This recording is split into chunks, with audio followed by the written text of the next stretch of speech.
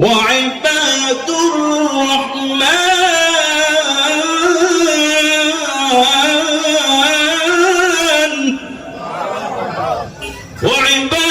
الرحمن الذين يمشون على الأرض هونا وإذا خاطبهم الجاهلون قالوا سلاما الله تعالى বলেন ওয়াইবাদুর রহমান, রহমানের গোলাম কারা? আল্লাহর গোলাম কারা? রহমান কার নাম বলেন? রহমান কার নাম? এই জন্য প্রত্যেক কাজের শুরুতে রহমান নামের উচ্চারণ আছে না নেই? প্রত্যেক ভালো কাজ যা কিছু আছে সব কাজের শুরুতে আমরা বলি বিসমিল্লাহির রহমানির রহিম। কি বলেন আছে না নাই? সেই রহমানকে আল্লাহ তাআলা রহমান, বড় দয়ালু। বড় দয়ালু, কেমন দয়ালু? তার মতো দয়ালু আর কেউ নেই। পৃথিবীতে যদি কেউ কোনো অপরাধ করে, কেউ কারো নাফরমানি করে, তার শাস্তি দেওয়ার জন্য তালাশ করে, ধরার জন্য, ঠিক না? কিন্তু আল্লাহ তাআলা এমন রহমান, তার নাফরমান যারা, তার সাথে নাফরমানি যারা করে, তাদেরকে আল্লাহ তালাশ করে তারে মাফ করার জন্য। ব্যবধানটা দেখছেন? আমরা তালাশ করি অপরাধীকে শাস্তি দেওয়ার জন্য, আল্লাহ অপরাধীকে তালাশ করে শাস্তি দেওয়ার জন্য নয়, তাকে ক্ষমা করার জন্য। কেমন ক্ষমা করেন? ইল্লা মান তাবা ওয়া আমানা ওয়া আমিলা আমালান সালিহান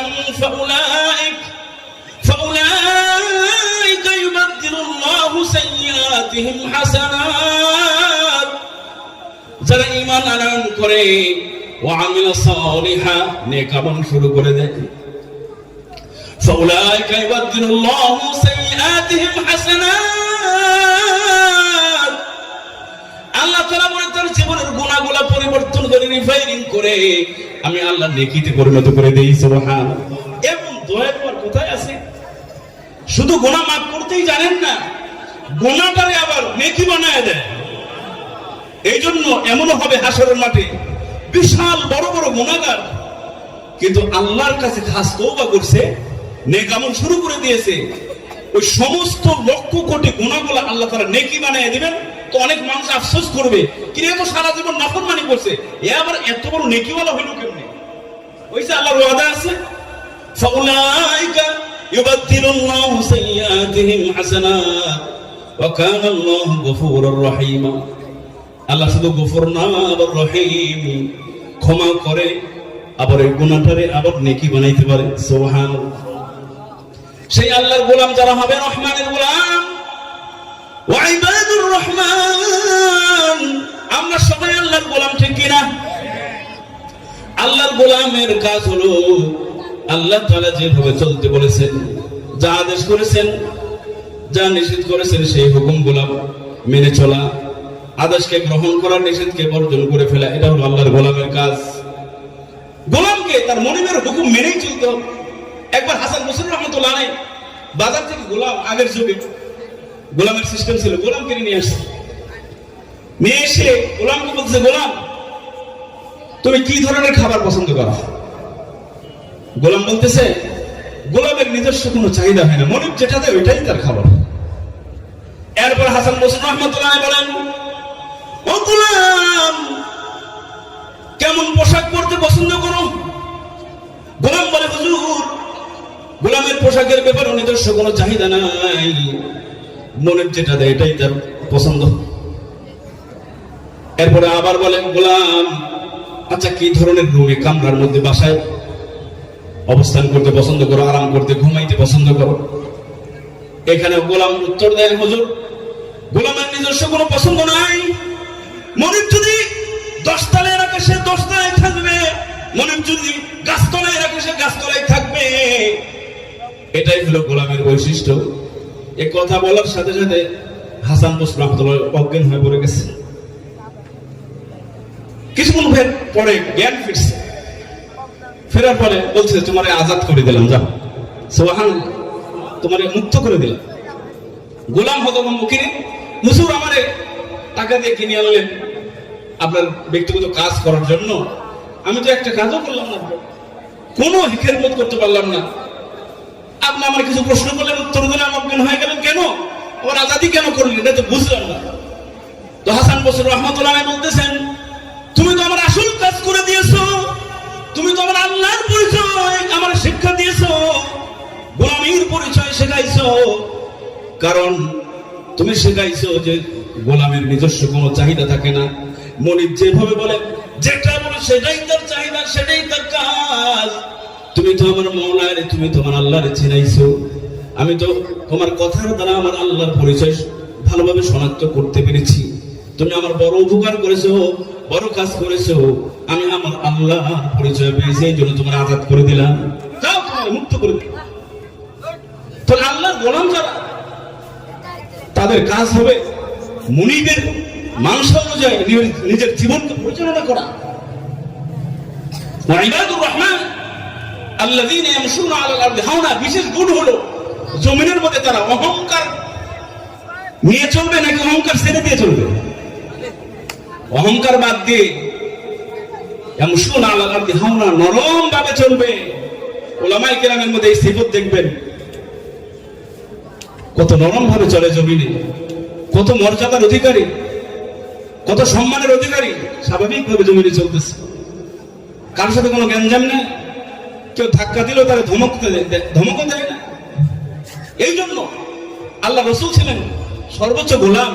এই গুণগুলা আল্লাহ তাআলা তার নবীকে দান করেছিলেন, যে কেউ যদি আঘাত করে, কেউ যদি কষ্টও দেয়, তারা আঘাত করে তো দূরের কথা, তার জন্য আরো উল্টা দোয়া করে যে ভাই তুমি তো ব্যথা পাও নাই, তুমি তো কষ্ট পাও নাই, আল্লাহ তাআলা তোমার মাফ করে দিন।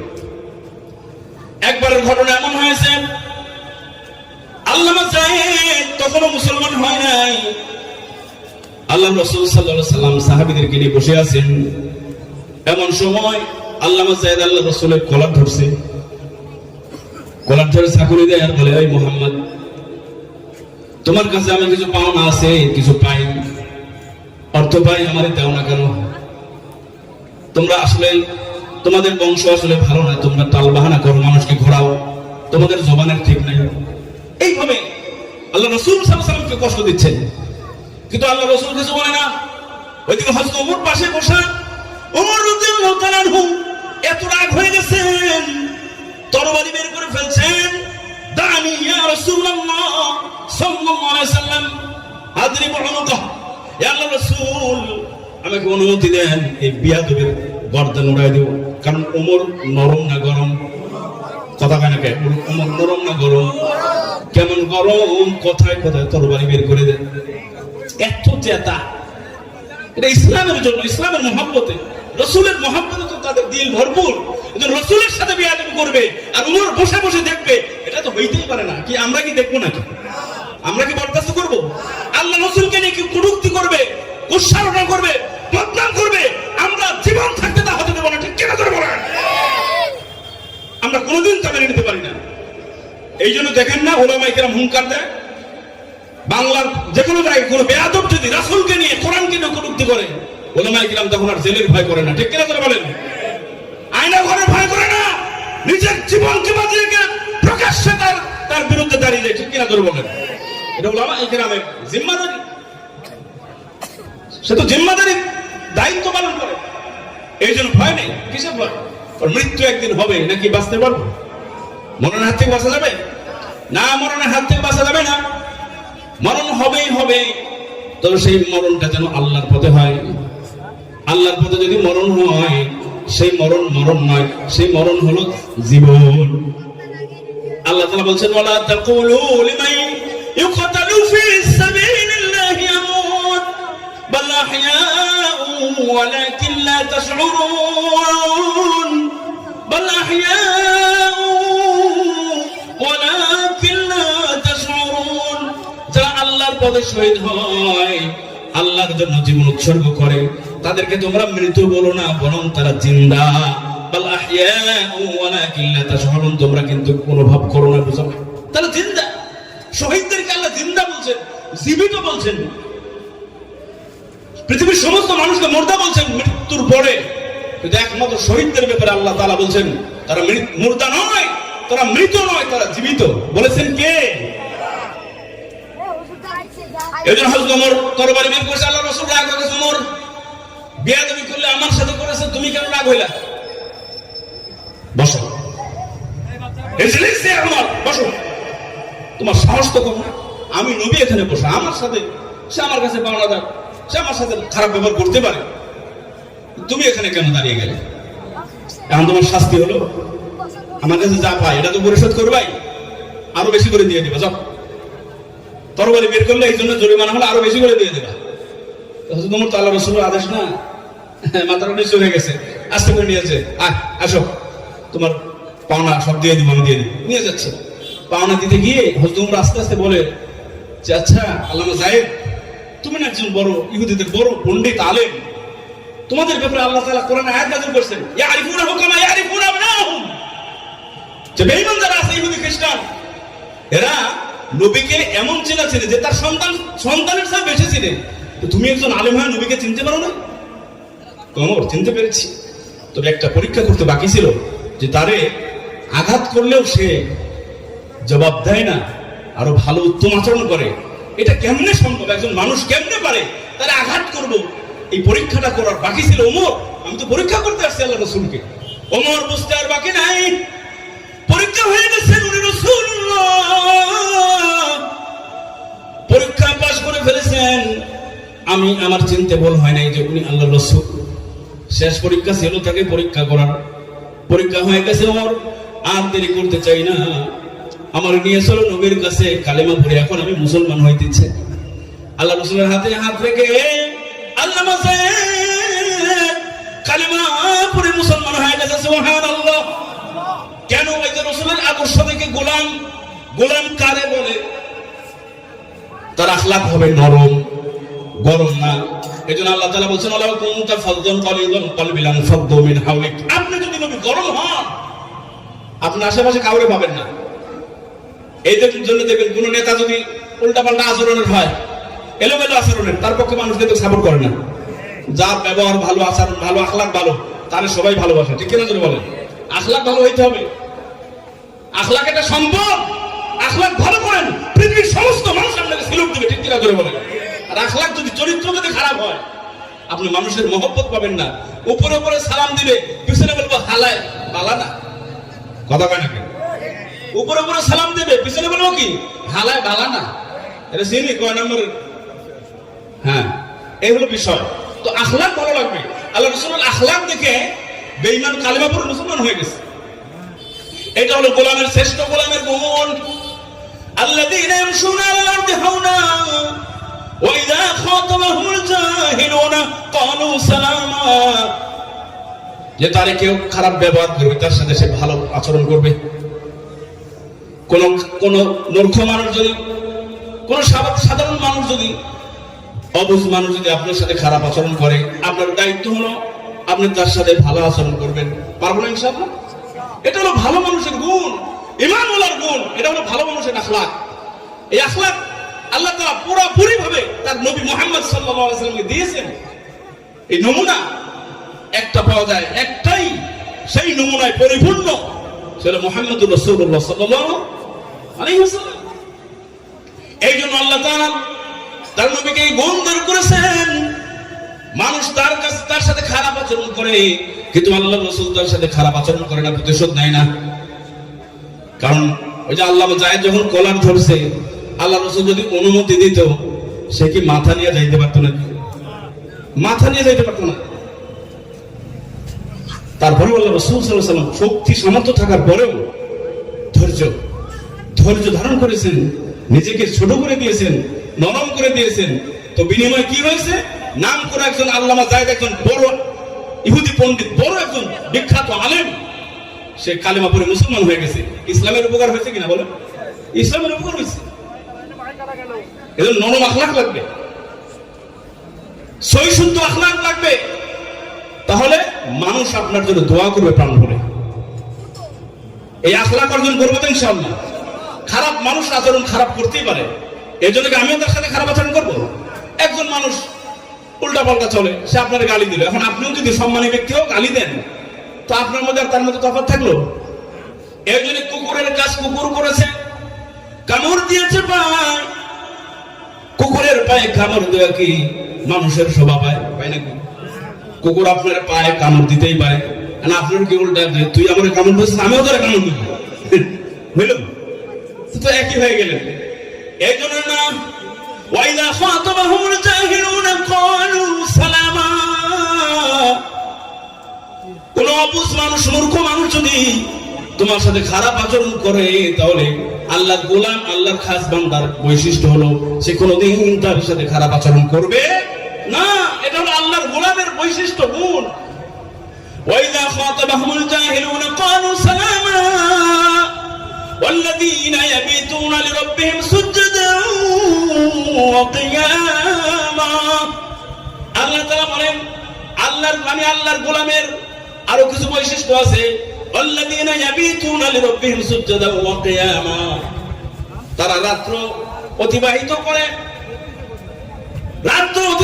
কখনো সিজদার মাধ্যমে, কখনো কিয়ামের মাধ্যমে, লম্বা লম্বা কিয়াম, লম্বা লম্বা সিজদায় রাত্র কাটিয়ে দেয়। ওয়াল্লাযীনা ইয়াবিতুনা লিরাব্বিহিম সুজদান ওয়া কিয়ামা, লম্বা কিয়ামের মাধ্যমে, লম্বা সিজদার মাধ্যমে রাত্রি কাটিয়ে দেয়, এটা আল্লাহর গোলাম। এই জন্য আল্লাহ রাসূল সাল্লাল্লাহু আলাইহি ওয়াসাল্লাম লম্বা লম্বা কিয়াম করতেন, সারা রাত দাঁড়িয়ে থাকতেন, পা মুবারক ফুলে যাইতো। আল্লাহ তাআলা আরশে বসে বসে চিত্র দেখেন, চিত্র দেখে দেখে আল্লাহ তাআলা জিবরাইল পাঠায় দেয় নবীর কাছে, নবী ইয়া আইয়ুহাল মুযাম্মিল কুমিল লাইলা ইল্লা কালিলা নিসফাহু আও ইনকুস মিনহু কালিলান আও জিদ আলাইহি ওয়ারাত্তিলিল কুরআনা তারতিলা ইন্না সানুলকি আলাইকা কওলান সাকিলা। আল্লাহ তাআলা চিত্রগুলো আরশে বসে বসে দেখেন। আমার নবী সারা রাত দাঁড়িয়ে দাঁড়িয়ে কষ্ট করেন, পা মুবারক ফুলে যায়, আল্লাহ বরদাস্ত হয় না। জিবরাইল পাঠায় দিয়েছে, নবী সূরা মুজাম্মিলের সূরা মুদ্দাসির আয়াতগুলো শোনায় দেন। নবী সারা রাত দাঁড়িয়ে দাঁড়িয়ে ইবাদত করার দরকার নাই, কমায় দেন। অল্প আমল যদি করেন এটার জন্য আমি আল্লাহ কবুল করে নেব। কারণ আপনি নবী যদি সারাদিন সারা রাত জেগে জেগে ইবাদত করেন, আপনার তো আরো কাজ আছে। কি বলেন, একজন নবীর অনেক কাজ আছে না? সারা পৃথিবীর মুসলমানদেরকে নিয়ে ফিকির করতে হয়, সারা পৃথিবীর বেঈমানদেরকে নিয়ে ফিকির করতে হয়। নবীর ফ্যামিলি কিন্তু ছোট না, অনেকগুলো স্ত্রী, তাদের হক আছে, সাহাবীদের হক আছে। আবার নবী একজন ইমাম ও খতিব, নামাজ পড়ানোর দায়িত্ব আছে, অনেক দায়িত্ব আল্লাহর নবীকে পালন করতে হয়। দর্শ তাদরিসের দায়িত্ব পালন করতে হয়, তাফসীরুল কোরআনের দায়িত্ব পালন করতে হয়, ইলমে হাদিসের গবেষণার দায়িত্ব, হাদিস শেখানোর দায়িত্ব, কোরআন শেখানোর দায়িত্ব পালন করতে হয়। তো সারা রাত যদি না ঘুমিয়ে জাগ্রত থেকে দাঁড়িয়ে দাঁড়িয়ে কাটিয়ে দেয় তো নবী সারাদিনের কাজ তো করা কষ্ট হয়ে যাবে, নবী দুর্বল হয়ে যাবে। এই জন্য আল্লাহ তাআলা বলেন, নবী সারা রাত আমল করার দরকার নাই, রাতের কিছু অংশ যদি দাঁড়িয়ে যান তাহলে সারা রাত ইবাদতের সওয়াব দান করবেন কে? এই জন্য আল্লাহ রাসূলের একটা হাদিস আছে, মান সাল্লাল ইশা ফি জামাআতিন, যে ব্যক্তি ইশার নামাজ জামাতে করবে, ফাকান্নামা কাওমা নিসফাল লাইল, সে যেন অর্ধরাত্র ইবাদত করলো। সুবহানাল্লাহ। কোন করে সাসকরের মানুষের আওয়াজ এত কম কেন? সাসকরের মানুষ হলো আমাদের মডেল, ঠিক কিনা করে বলেন? সাসকরের মানুষ হলো সম্মানিত মানুষ, জানেন একটা চেহারা কত সুন্দর, নুরানি চেহারা, ডানে বামে বসে আছে। সাসকরের মানুষ হলো আমাদের জন্য মডেল। চাষকর বাজার কি ছোটখাটো বাজার আপনি মনে করছেন? ঢাকা শহরে অনেক জায়গায় এরকম সুন্দর মার্কেট নাই, ঠিক কিনা চলে বলেন? ঢাকা শহরে অনেক জায়গায় এরকম নাই। চতুর্পাশের অন্যান্য জেলা থেকে এই বাজারে মানুষ আসতো। কি মুরব্বী যারা আছেন, হ্যাঁ, এই যে নদী ছিল, নদীটা কত যখন জোয়ান ছিল, বড় বড় ডলার নিয়ে, বড় বড় নৌকা নিয়ে বিভিন্ন জেলা থেকে, পাবনা, ওই সিরাজগঞ্জ, নারায়ণগঞ্জ, বিভিন্ন জায়গা থেকে এই চাষকর বাজারে মানুষ আসতো। এর ঐতিহ্য আছে, চাষকর বাজার এই নাম মানুষ চেনে। গুরদাসপুর থানারে যতটুকু না আছে, চাষকর বাজারে তার বেশি চেনে, ঠিক কিনা? চাষকর বাজার একটা আলাদা বৈশিষ্ট্য আছে। সেই সাসকরের মানুষ যদি আওয়াজ কম হয় এটা কি মানা যায়? তলে দিকে বলেন তো লিল্লাহি তাকবীর। শুধু মুরব্বী যারা আছেন তারা বলবেন লিল্লাহি তাকবীর। এবার মুরব্বীরা স্টপ, শুধু যুবকরা বলবে লিল্লাহি তাকবীর। যুবকদের আওয়াজ একটু বেশি না? এবার যুবক বৃদ্ধ সবাই একসাথে লিল্লাহি তাকবীর। আল কোরআনের আলো, কোরআন সুন্নাহর আলো, আলেম ওলামা যেখানে, গান বাজনা যেখানে, মনে থাকবে তো? হ্যাঁ ঠিক আছে, কথা ঠিক আছে, কিন্তু এখানে যদি মমতাজরে বসানো যায় তো হ্যাঁ লোকই হইতো না, না লোক হইতো, জায়গা হইতো না, ঠিক কিনা যারা বলেন? কিন্তু কোরআনের চর্চায় চাষের মতো জায়গায় এখনো রাত্র হয়ে গেছে, বিশেষ একটি টাইম মুহূর্ত চলতেছে, এখনো এমন উপস্থিতি, আমি অবাক হয়ে যাচ্ছি। আরো বেশি উপস্থিতি দরকার ছিল কিনা বলেন? যারা এখন আশেপাশে ঘুরতেছে আল্লাহ সবাইকে আসার তৌফিক দান করে। লম্বা আলোচনা হবে না, আমি আগেই বলেছি সংক্ষিপ্ত আলোচনা হবে। এই জন্য আসেন, আল্লাহ রাসূল সাল্লাল্লাহু আলাইহি সাল্লাম লম্বা কিয়াম করেন, লম্বা সিজদা করেন। আল্লাহ বলেন কমায় দেন, সারা রাত ইবাদত করার দরকার নাই, কমায় দেন, কিছু করলেই হবে। এই জন্য এশার নামাজ যারা জামাতে আদায় করবে, আল্লাহ রাসূল বলেন সে যেন সারা রাতের অর্ধরাত্র ইবাদত করলো। আমান সাল্লাল ফাজর ফি জামাআতিন ফাকান্নামা সাল্লাল লাইলা কুল্লাহ।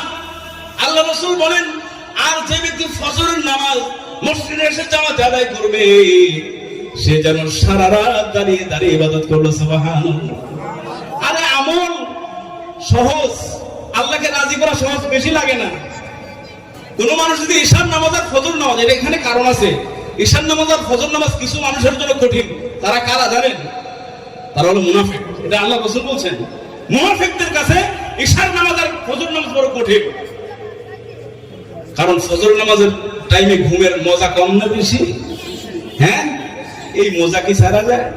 আর যদি বিবেচনা একটু নতুন হয়, দামি কম্বল হয়, এই কম্বলকে ছেড়ে আসতে মনে চায় না, খুব মজা।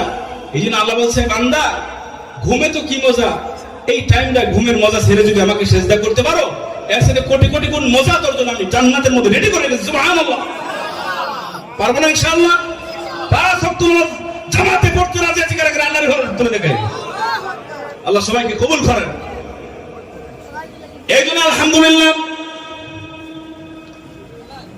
ওয়াল্লাযীনা ইয়াবিতুনা লিরাব্বিহিম সুজদান ওয়া কিয়ামা, নামাজের মাধ্যমে আল্লাহর খাস বান্দা যারা, তারা রাত্র অতিবাহিত করবে।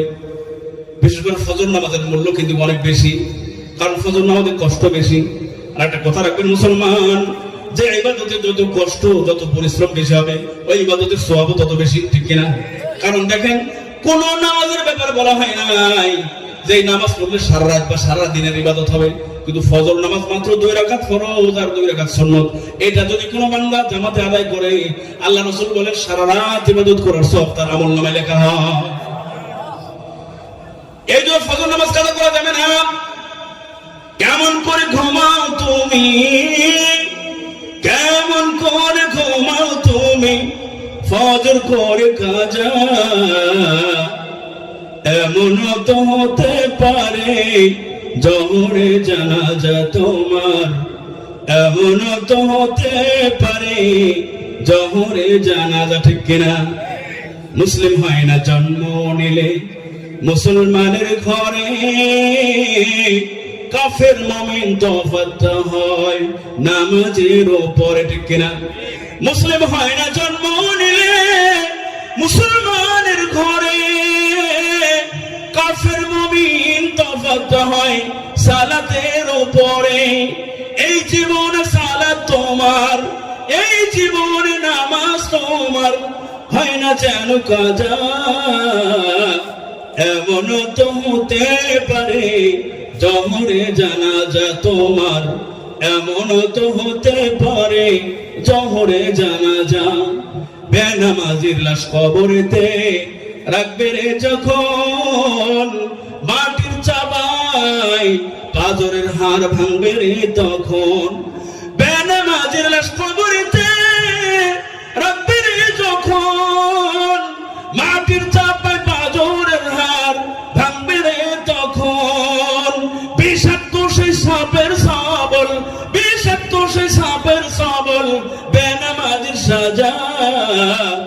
এমন তো হতে পারে জহরে জানাজা তোমার, এমন তো হতে পারে জহরে জানাজা।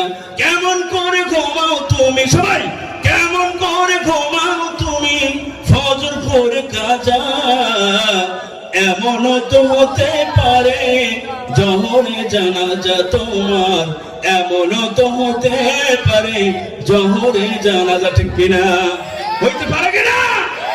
এই জন্য যে কোনো মানুষ যখন মৃত্যুবরণ করবে, যে কোনো এক নামাজের পরে অথবা যে কোনো এক নামাজের আগে, যেমন কোন ব্যক্তি 10টার সময় মৃত্যুবরণ করলো, সে ফজরের পরে মারা গেল আর জোহরের আগে মারা গেল। ঠিক কিনা?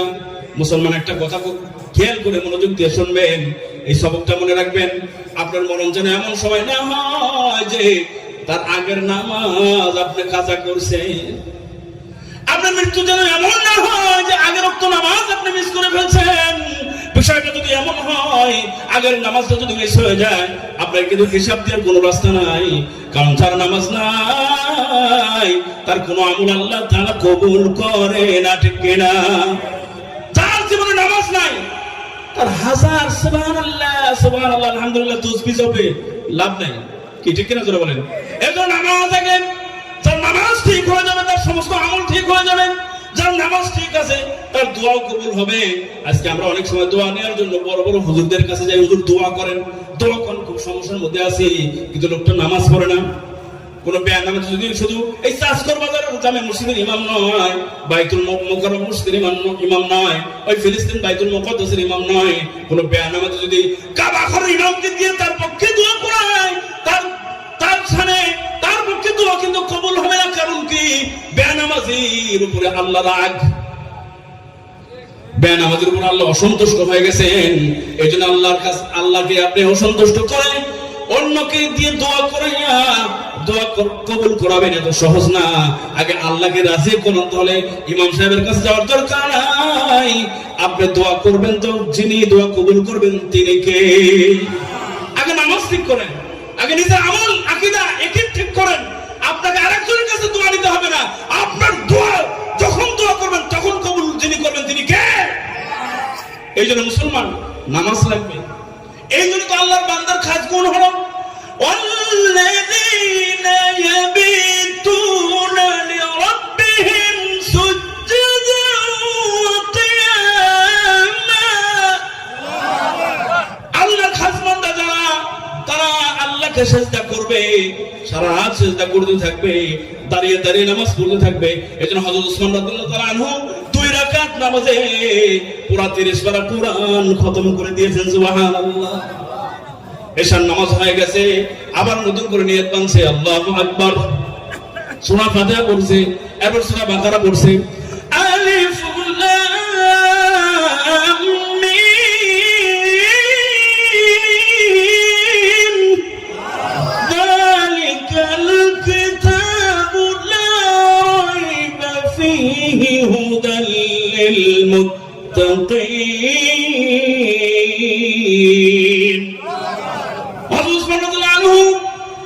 এশার নামাজের পর আবার 2 রাকাতের জন্য দাঁড়াইছেন, সূরা ফাতিহা পড়ছেন, এরপর সূরা বাকারা শুরু করছেন, সূরা বাকারা খতম হয়ে গেছে, এরপর আবার আলী ইমরান শুরু করছেন, এরপর আবার সূরা নিসা শুরু করছেন, এরপরে মাইদা শুরু করছেন, এরপর আবার আনআম শুরু করছেন। ইয়া আইয়ুহাল্লাযীনা আমানু, সূরা আনআম, আলহামদুলিল্লাহিল্লাযী খালাকাস السماوات والأرض وجعل الظلمات والنور। এইভাবে সূরা আনআম, আনফাল, তাওবা এইভাবে চলতে আছে। মিনাল জিন্নাতি ওয়ান নাস বলছে তো কিছুক্ষণের মধ্যে হযরত বিলাল হাইয়া আলাস সালাহ হাইয়া আলাল ফালাহ শুরু করে দিয়েছেন। 2 রাকাত নামাজের মধ্যে পুরা 30 পারা কোরআন খতম হয়ে গেছে। সুবহানাল্লাহ। এটা সাহাবীদের আমল। ইমাম আবু হানিফার আমল, তার ব্যাপারে লেখা হয়, কিতাবের মধ্যে লেখা আছে, আমরা পড়েছি যে 40 বছর যাবত ইশার ওযু দিয়ে ফজর পড়েছে। অনেকে এটাকে নিয়ে ইনকার করে এই যুগের মানুষ তো ইনকার করবে যে যুগের মানুষ ফজর নামাজ পড়ে না। এই যুগের মানুষ বিশ্বাস করবে কেমনে যে যুগের মানুষ ফজরই পড়ে না? কি বলেন? আগের যুগের মানুষের আমলের চেয়ে বর্তমান যুগের মানুষের আমল কম না বেশি? কম না? কেমন কম? নির্দ্বিধায় ফজর নামাজ ছেড়ে দেয়, ফরজ নামাজ তরক করে। অথচ আগের যুগে নফল নামাজ ছুটে যায়, হাওমা করে কাঁদতো। যেমন আমিরে মুআবিয়া রাদিয়াল্লাহু আনহুর ঘটনা আসছে যে একদিন তাহাজ্জুদ ছুটে গেছে। খারাপ লাগতেছে আপনাদের? তাহাজ্জুদ নামাজ ছুটে গেছে, হাওমা করে কাঁদতেছে, সারাদিন কাঁদছেন। কাঁদতে কাঁদতে এমন হয়েছে যে তাহাজ্জুদ নামাজ পড়লে যে সওয়াব হইতো, সারাদিন অনুশোচনা কান্নার কারণে আল্লাহ তাআলা তার সাথে লক্ষ কোটি গুণ বেশি সওয়াব দান করছে। এই খবরটা আবার শয়তানের কানে চলে গেছে যে অনেক কষ্ট করে আমিরে মুআবিয়ার একদিনের তাহাজ্জুদ মিস করাইছি। তো বিছানা মিস হওয়াতে সারাদিন কান্নাকাটি করছে, এত কান্নাকাটি করছে যে আল্লাহ তাআলা খুশি হয়ে এক রাত না কোটি রাত তাহাজ্জুদের চেয়ে বেশি সওয়াব দান করছে। আমাদের তো অনুশোচনা নাই, ফরজ নামাজ চলে যায়, কষ্ট নাই, কবিরা গুনাহ করি কোনো দ্বিধা করি না, কষ্ট নাই। ঠিক কিনা তারা বলেন? আল্লাহ সরাসরি নাফরমানি করি, দিলে অনুশোচনা নাই, কষ্ট নাই। কিন্তু আমিরে মুআবিয়া সারাদিন কান্না করছে, আজকে কেন তাহাজ্জুদ মিস হলো? অথচ সারা জীবনে যদি কোনো ব্যক্তি একবারও তাহাজ্জুদ না পড়ে, আল্লাহ কিয়ামতের দিন ধরবে না, প্রশ্ন করবে না, কোনদিন ধরবে না। কিন্তু সেই নামাজের জন্য এমন আফসোস আর কান্না শুরু করছে, তখন না পড়ে যে সব তার চেয়ে বেশি সব পাইছে। শয়তান কয়, কামটা তো ভালো করলাম না, আর এই ভুল করা যাবে না, আগামী রাতে প্রয়োজনে পাহারা দেরি করে এর ঘুম আরো আগে ভাঙাই দেবো, তুই তাহাজ্জুদ পড় বাবা। তাও ওই তাহাজ্জুদ মিস করে কান্নাকাটি করছে। পরের রাত্রে আরো অনেক আগে আসছে, হুজুর তাড়াতাড়ি উঠে নেমে, কালকে তাহাজ্জুদ মিস হয়েছে, আজকে তুমি মিস না, তাড়াতাড়ি। আমিরে মুআবিয়া বলে, তুই কেডা রে? হুজুর আমি শয়তান। শয়তানের কাম তো তাহাজ্জুদের জন্য ডাকা না। হুজুর সত্য কথা, ঘুম একটা, আমার তো কেউ মানতে চায় না, আমার তো কেউ বিশ্বাসই করে না। তো একটা কথা, সত্য কথা বলি, কালকে তাহাজ্জুদ মিস করেছি আমি। সুন্দর করে পাওয়ার হাত টিপতেছিলাম, সুন্দর করে আরামে ঘুম পাড়াইছি, আপনার ঘুম ভাঙে নাই, নামাজ মিস হয়ে গেছে, তাহাজ্জুদ পড়তে পারে নাই, আজান হয়ে গেছে। কিন্তু আমি ভেবেছিলাম আপনার তাহাজ্জুদ মিস করে আপনার মর্যাদা একটু কমায় দিই। কিন্তু আপনি সারাদিন যে কান্না করছেন, হুজুর মর্যাদা কমার দূরের কথা, মিটার আরো বেড়ে গেছে, সুবহানাল্লাহ। আমি চিন্তা করলাম, না, এই মিটার বাড়ার সাথে মর্যাদা বাড়ার সাথে তার সাথে তাহাজ্জুদ করুক, তো মর্যাদা একটু করুক। নাউজুবিল্লাহ বলেন। শয়তান তো শয়তানি, শয়তান কি মানুষের ভালো চায়? এই জন্য বললাম যে সমস্ত মানুষই গোলাম, কেউ হলো আল্লাহর গোলাম, কেউ হলো শয়তানের গোলাম। এই জন্য আল্লাহ তাআলা বলেন, ওয়াল্লাযীনা ইয়াবিতুনা লিরাব্বিহিম সুজদান ওয়া কিয়ামা। প্রত্যেকটা মানুষের একটা গুণ আছে। আল্লাহ রাসূল সাল্লাল্লাহু আলাইহি ওয়াসাল্লাম একবার গুণ বলতেছেন সাহাবীদের সামনে, হুব্বিবা ইলাইয়া মিনাদ দুনিয়া সালাস। হে আমার সাহাবীরা, আমি নবীর তিনটা পছন্দ। কয়টা পছন্দ? আমি নবীর তিনটা পছন্দ। আন-নিসাউ আত-তিয়িবু ওয়ান-নিসাউ ওয়াজুইলাত কুররাতু আইনি বিস-সালাহ।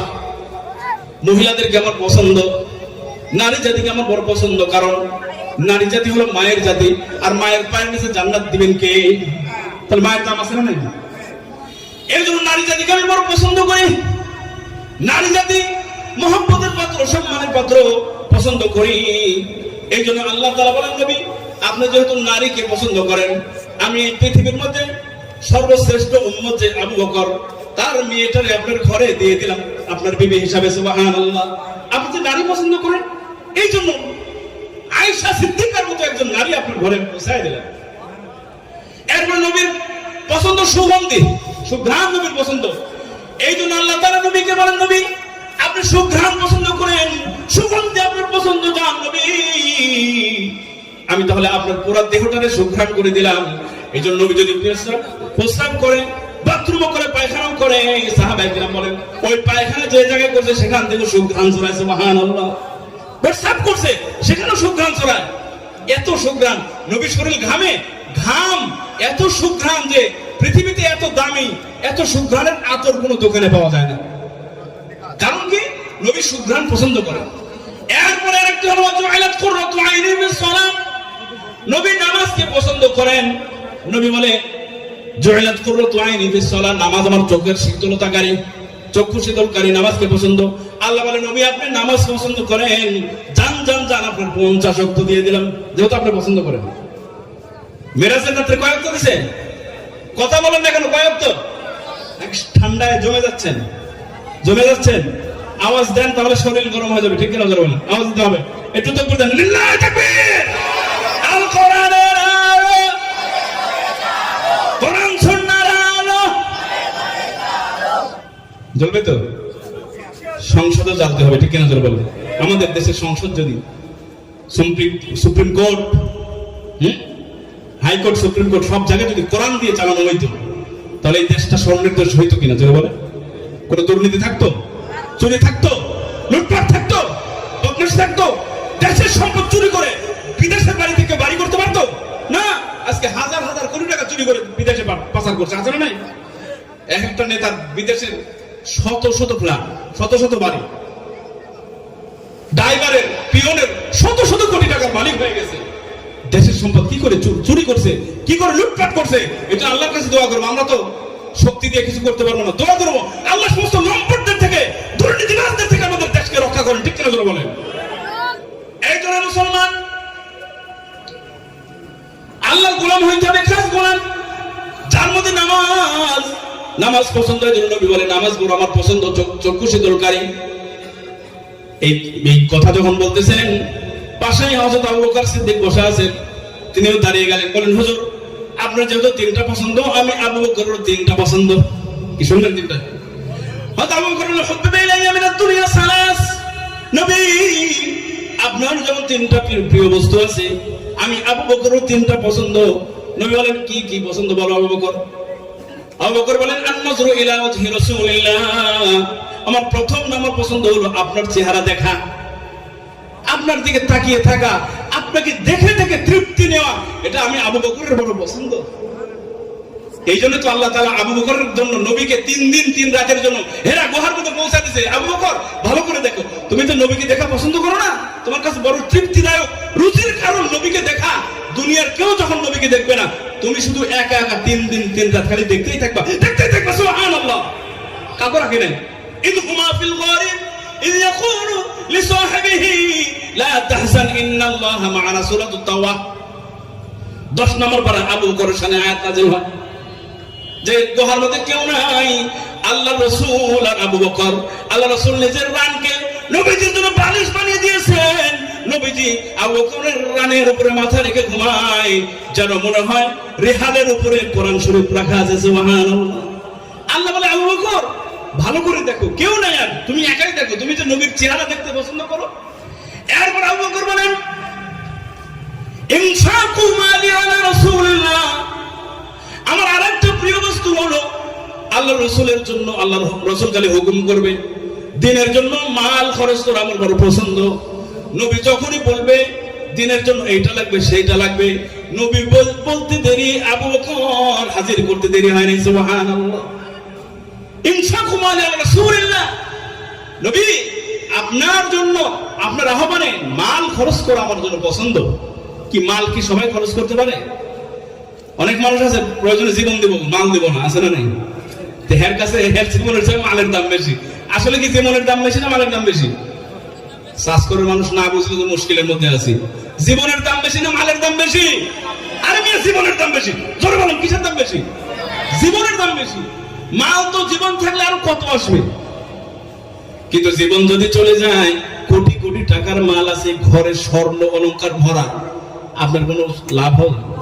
কোন উপকারে আসবে? আর জীবনই তো নাই। এই জন্য জীবনের দাম বেশি, জীবনের দাম অনেক বেশি। এই জন্য আবু বকর বলে, জীবন থাকলে মাল অনেক পাওয়া যাবে, তো আমার রাসূল আহ্বান করবে আর আমি মাল দেব না, এটা হইতেই পারে না। নবী আপনি শুধু বলতে দেরি, আমার জীবনের সব সম্পদ দিয়ে দেব।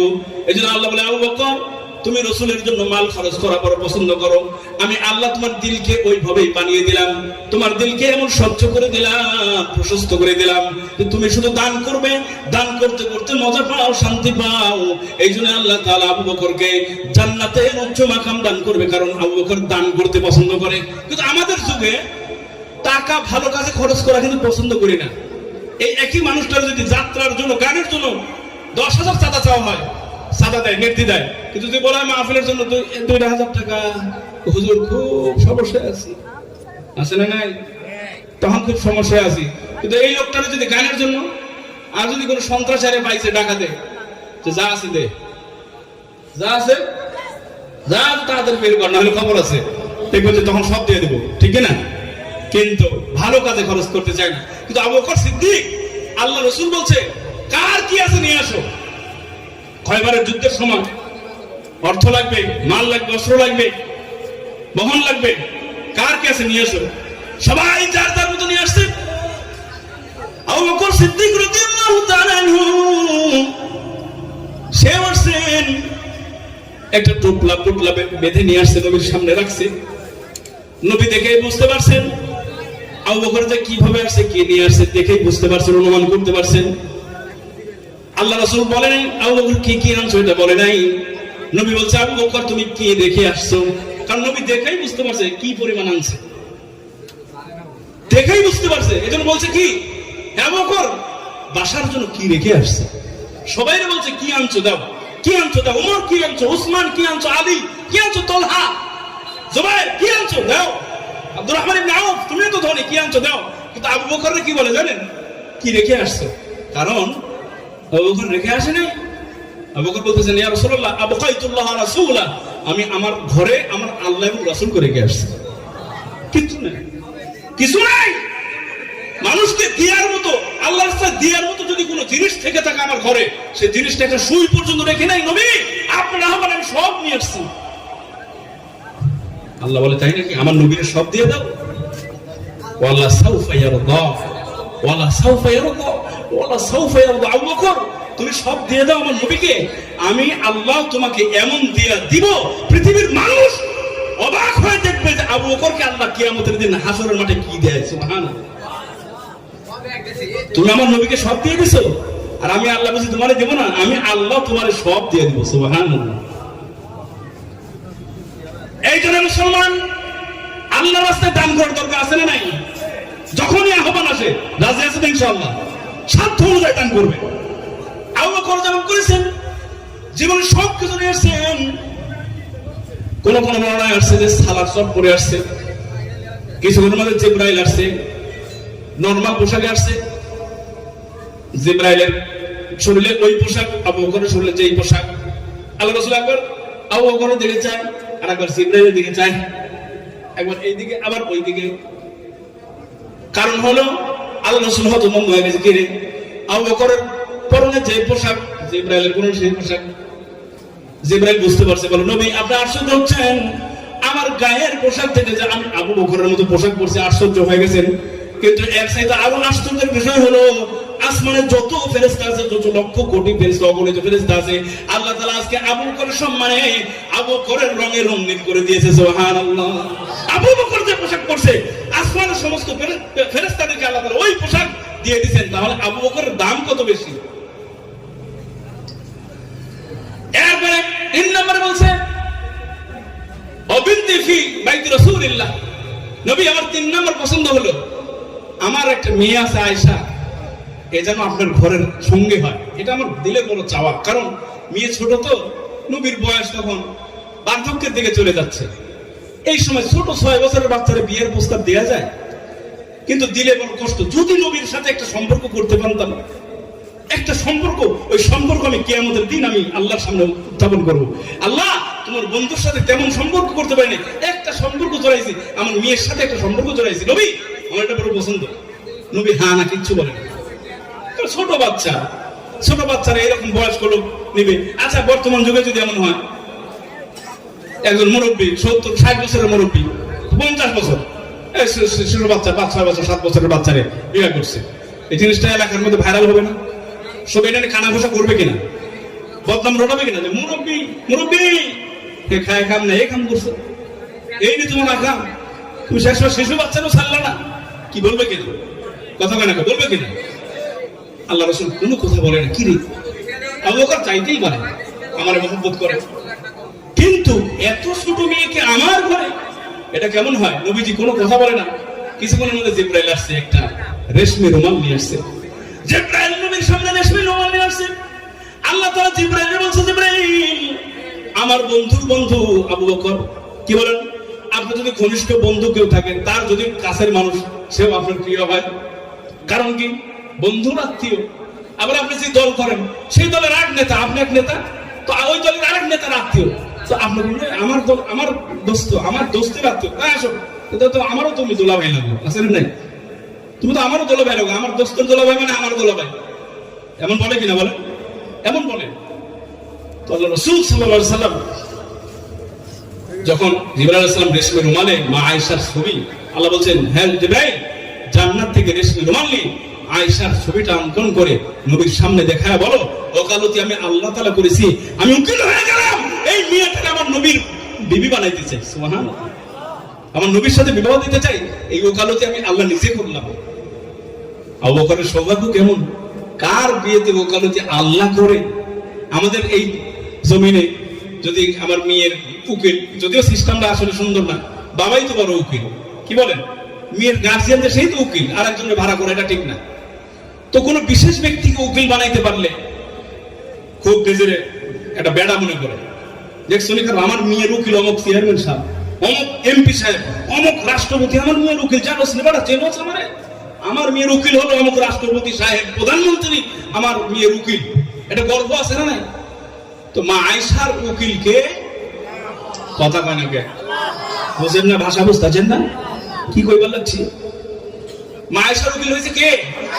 আল্লাহ নিজে উকিল হয়ে বলতেছে, নবী আমি ওকালতি করতেছি, এই মেয়েটা আপনার ঘরে আপনার বউ হয়ে থাকবে, জান। এবার আল্লাহ রাসূল বলছেন, যদি বিষয়টা এমন হয়, আমার আল্লাহ যদি আমার জন্য পছন্দ করে, আর কোনো কথা দেখেন আমি রাজি। কোন আমার আল্লাহ ওকালতি করছে, এখানে তো না বলার কোনো সুযোগ নাই।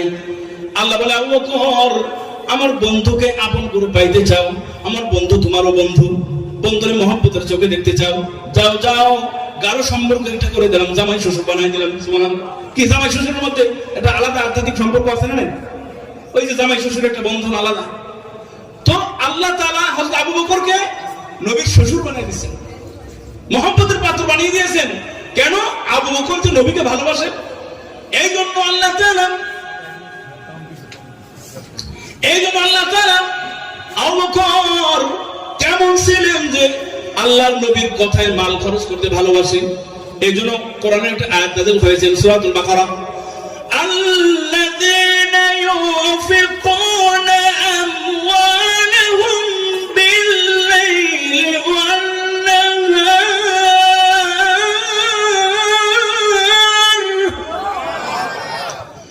ওয়ান-নাহারি সিররান ওয়া-আলানিয়াতান فلهم أجرهم عند ربهم ولا خوف عليهم ولا هم يحزنون। আল্লাহ তাআলা বলেন, আল্লাযীনা ইউনফিকুনা আমওয়ালাহুম বিল-লাইলি ওয়ান-নাহার, যে ব্যক্তি দিনেও দান করে রাতেও দান করে, সিররান ওয়া আলানিয়াতান, গোপনেও দান করে প্রকাশ্যে দান করে। কথা বলছে এখানে কয়টা? চারটা কথা বলছে আল্লাহ, দেখেন খুব খেয়াল করে শুনবেন। দিনে যারা দান করে, রাত্রে যারা দান করে, গোপনে যারা দান করে, প্রকাশ্যে যারা দান করে, কয়টা বিষয় বলছেন? চার ভাবে দান করা যায়, ঠিক কিনা? আপনি প্রকাশ্যেও দান করতে পারেন, গোপনেও দান করতে পারেন। এই যে রাত্র চলতেছে, বরকতি রাত্র, রজব মাসের রাত্র, এই রাত্রেও দান করতে পারেন। প্রকাশ্যেও সবার সামনে দিতে পারেন, সমস্যা নেই। নিয়ত যদি ভালো থাকে যে আমি 50,000 টাকা দেব, আমার দেখা দেখে আর এক ভাই যদি বেশি দান করেন, তো ইসলামের উপকার হবে, প্রতিষ্ঠানের উপকার হবে, ঠিক কিনা বলেন? এই জন্য আল্লাহ বলে, প্রকাশ্যে গোপনে দিনে রাত্রে যারা দান করে তাদেরকে আল্লাহ তাআলা বলছেন, ওয়ালা খাউফুন আলাইহিম ওয়ালা হুম ইয়াহজানুন লাহুম আজরুহুম ইনদা রাব্বিহিম, তাদেরকে আল্লাহ তাআলা বিশাল বড় মর্যাদা দান করবেন, তাদের সম্মান বাড়ায় দিবেন, তাদেরকে ক্ষমতা দান করবেন, তাদেরকে আল্লাহ সম্মানের চেয়ারে বসায় দিবেন, তাদের জীবনের গুনাহ মাফ করবেন। আর বলে, বান্দা তোমার কোনো ভয় নাই, ওয়ালা খাউফুন আলাইহিম ওয়ালা হুম ইয়াহজানুন, যদি দান করতে পারো আমি আল্লাহর রাস্তায়, তোমার দুনিয়ার কোনো মানুষ তোমার ক্ষতি করতে পারবে না। তোমার যদি গুলিও করে, বন্দুক দিয়ে, রাইফেল দিয়ে তুমি দান করো, মানুষের বুকের মধ্যে আমি আল্লাহ গুলি লাগতে দেব না, আমার ফেরেশতা তোমাকে হেফাজত করবে। সুবহানাল্লাহ, ওয়ালা খাউফুন আলাইহিম ওয়ালা হুম ইয়াহজানুন, কোনো টেনশন নাই। জমিনে বডিগার্ড ছাড়া দিব্যি বুক ফুলিয়ে চলাফেরা করবে, কারণ আল্লাহকে খুশি করছো, আল্লাহকে দান করে। এই জন্য এই মাহফিল করতে কত খরচ, লক্ষাধিক টাকা খরচ এই মাদ্রাসাগুলোর জন্য। মাদ্রাসা এখানে এত সুন্দর একটি মাদ্রাসা, এই বাজারের মেন পয়েন্টে মসজিদ মাদ্রাসা। যদি এই যে আলোচনা আবু বকরের জীবনী শুনে যদি একটু মনে চায় যে আমি আবু বকরের সাথে জান্নাতে যেতে চাই, থাকতে চাই, এই নিয়ত কি করা যায় না?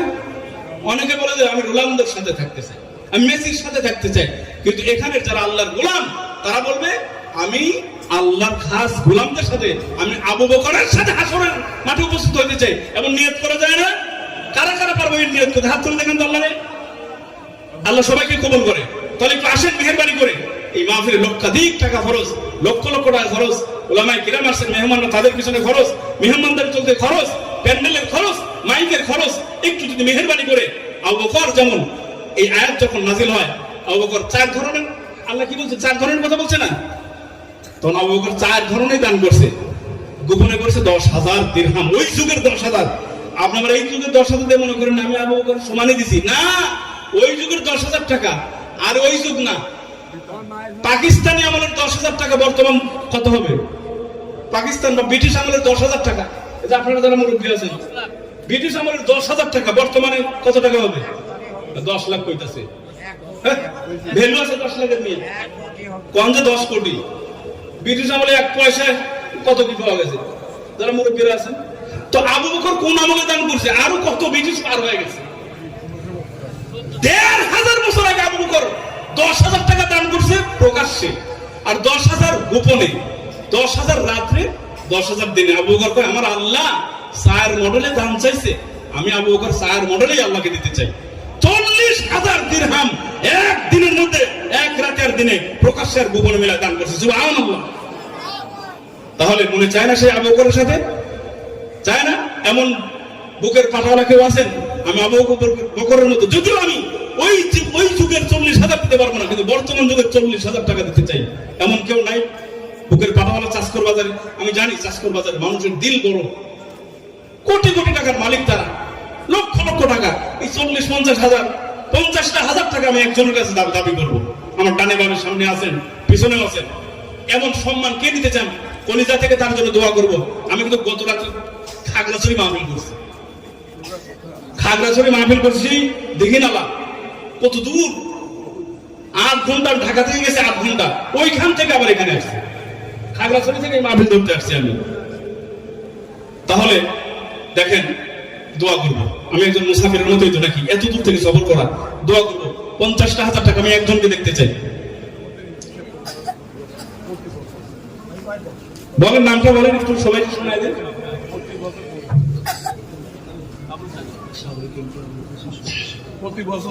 সাবেক এমপি আবুল কাসেম সরকার সাহেব প্রতি বছরই 50 দেয়, তবে এই বছর আমরা একটু আবু বকরের সামনে একটু বাড়ায় দাবি করবো, মিনিমাম আর 10,000।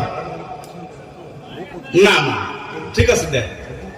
হ্যাঁ, তো যাই হোক, 50,000 টাকা মারহাবা, লিল্লাহি তাকবীর, নারায়ে তাকবীর। আল্লাহ তাআলা আবুল কাসেম সরকার সাহেবকে কবুল করুন, আমিন। জানে বালা বরকত দান করুন, আমিন। হায়াতে বরকত দান করুন, আল্লাহ বিশাল বড় সম্মানের অধিকারী বানায় দিন, বলেন আমিন। বাবা মা যারা কবরে চলে গেছে, আল্লাহ বিনা হিসাবে জান্নাতুল ফেরদৌস বানান, কবরগুলোকে আল্লাহ কবুল করুন, বলে আমিন। পাইলাম একটু। এবার বামে পাইছে, এবার ডানে আমার মিত্রা, আমার নামের নাম ছোটবেলা থেকে চিনি, সভাপতি সাহেব। কি বলবো, সমানই বলবো না বেশি? সমানই না? আচ্ছা সমানই। 50,000 টাকা মারহাবা, লিল্লাহি তাকবীর। চাষকরের মানুষের কলিজা দেখছেন, চাইছিলাম 40, পাইতেছি কত? বলে না, আবু জামিল ইসলাম মেঘলা সাহেব সামনে বসা, দেখছেন স্বাভাবিক কত নরম জিন্দেগি, সামনে বসে ইচ্ছা করলে এখানে বসতে পারতেন, ওখানে বসে 20,000 টাকা বলেন মারহাবা।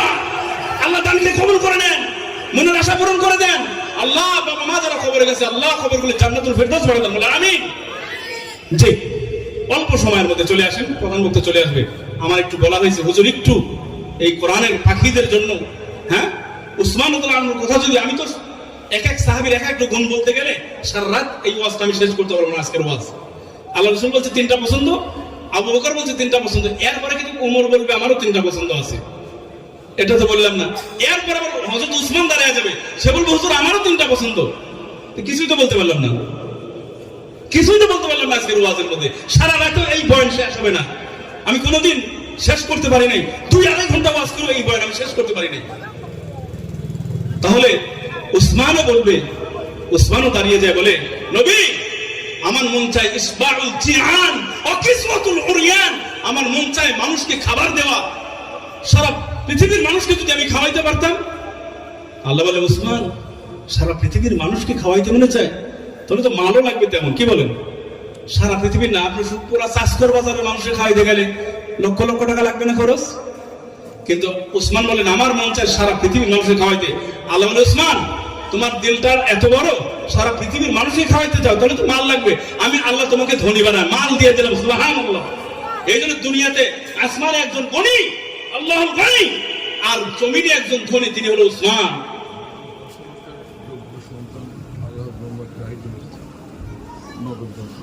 হাজী দশরউদ্দিন সাহেবের যোগ্য সন্তান আলহাজ মোহাম্মদ জাহিদুল ইসলাম, এই দেখছেন আমার নামের নাম, খাইছেন, ডানেও পাইছি আবার সামনেও পাইছি।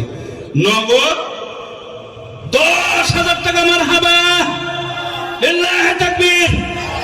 অনেকে তাকবীরও দেয় না, টাকাও দিবেন না, তাকবীরও দিবেন না, এটা হয় না।